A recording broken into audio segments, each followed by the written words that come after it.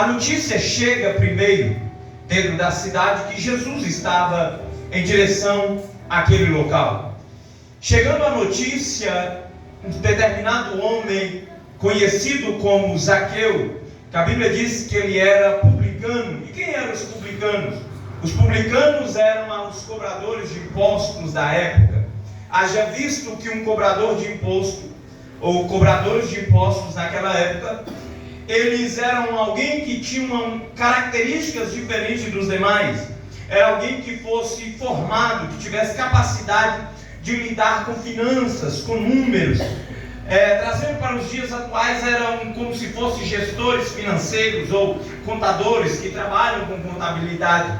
Os cobradores de impostos era alguém que tinha uma responsabilidade tamanha naquela época. Haja visto que Roma era um império avassalador naquele tempo. Era um império que tinha a sua capital no país da Itália, mas ele já tinha, alcançado determinadas regiões do Oriente Médio, já tinha alcançado o reino de Israel, e eles estavam subjugando aquele povo. E prova disso que eles estavam subjugando aquele povo é porque Roma colocava sobre Israel impostos altíssimos.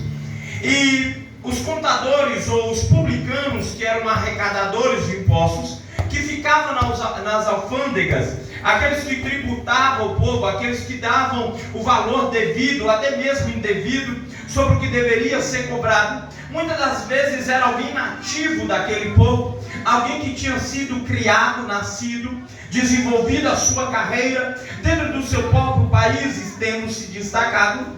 O país de Roma, o Império Romano, via nele algum potencial e chamava ele, ou acabava recrutando ele, para que ele se tornasse um publicano, um cobrador de impostos.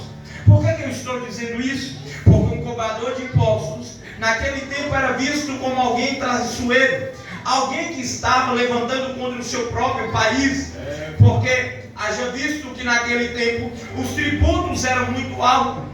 Não está muito diferente dos dias de hoje não, né? Porque tudo que nós vamos pagar é um imposto altíssimo, gasolina com imposto alto, o arroz com imposto alto, todos os alimentos com imposto alto. Não era diferente naquela época. Então o povo via o publicano como alguém que era traiçoeiro, alguém que era traidor à sua própria pátria. No entanto, Zaqueu tinha esse título, Zaqueu tinha esse posto de publicano. Ele não era muito bem visto pelo povo de Israel, mas o que me chama a atenção é porque quando chega a notícia dentro de Jericó, Zaqueu, mais do que depressa, ele se prontifica ir ter um encontro, nem que fosse visual com Jesus, nem que fosse contemplar quem era Jesus, o tão falado Jesus.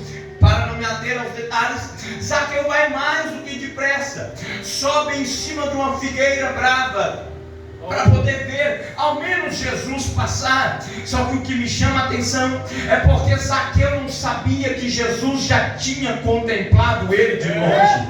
E isso alegra o meu coração, porque muitas das vezes tem pessoas que são assim, estão à beira do caminho, apenas para poder ver Jesus, apenas para poder ouvir falar de quem é esse tal de Jesus. Para muitos é o tal de Jesus, mas para nós ele é o amado da igreja. Ele é o Senhor dos senhores, Senhor dos exércitos.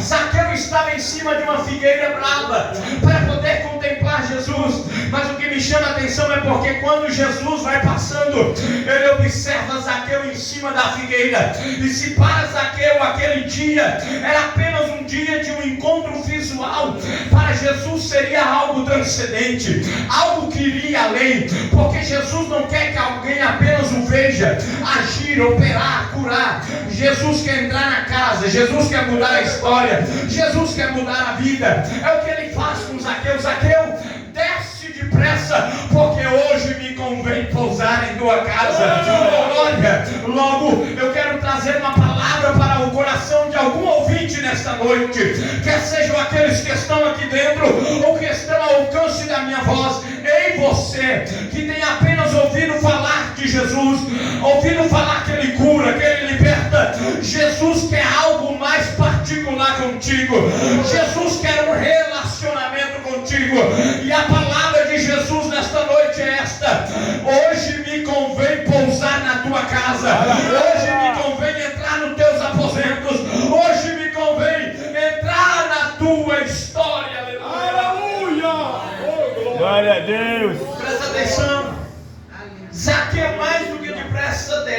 Figueira.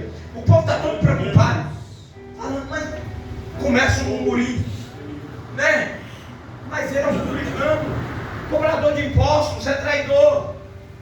Só que, irmãos, Jesus, quando entra na vida de alguém, ele muda a história. Senhor, glória. Aleluia. O camarada ficava na esquina passando droga. Hoje é pastor de igreja.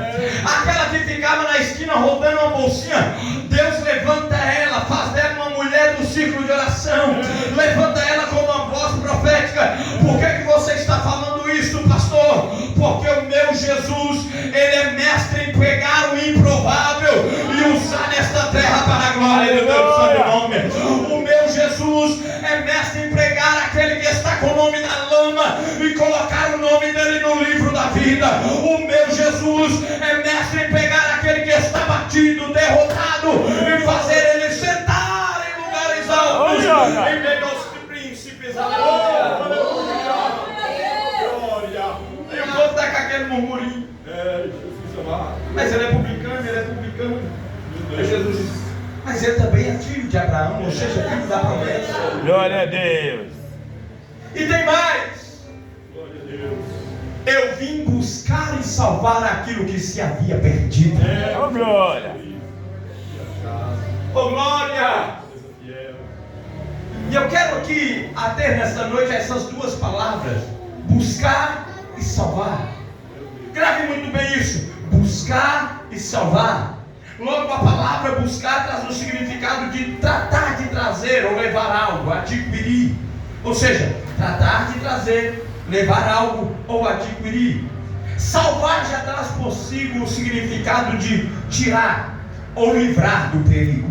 Então Jesus, de certa forma, estava dizendo: olha, eu vim tratar de buscar, trazer de volta e salvar, ou seja, livrar do perigo aquele que está perdido. Aí logo já surgem no mínimo duas perguntas: buscar e salvar o quê? O que é que se perdeu? O que de fato Jesus está dizendo que se perdeu e havia necessidade de buscar e salvar? O que de fato se perdeu ao longo da trajetória que haveria necessidade de Jesus buscar e salvar?